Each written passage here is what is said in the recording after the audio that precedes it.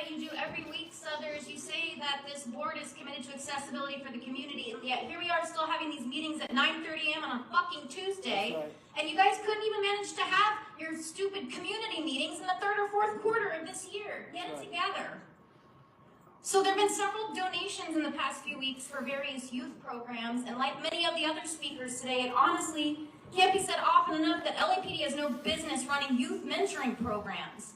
It's objectively a moral cesspit. It's corrupt from the top down. The elected head of your fucking rank and file runs a security company which hires cops fired from the LAPD, which is very fucking scary, very hard to get fired from the LAPD. Some of them fired for violent offenses, hires them to be security guards at Walgreens, and then scams them out of their wages. The head of this accountability body is on the payroll of a genocidal foreign army. He legally used government databases to spy on his ex-wife.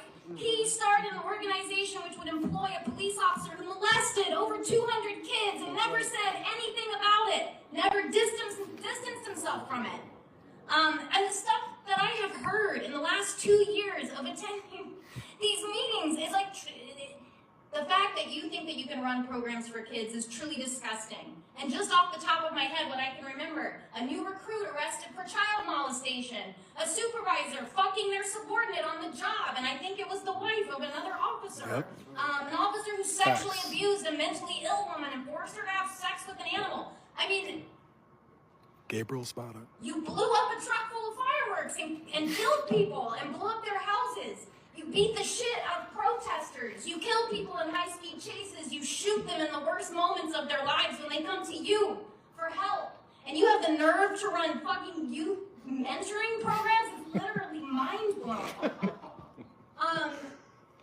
I want to talk with my time remaining about something that happened on Wednesday. There was a sweep at an encampment in CD11.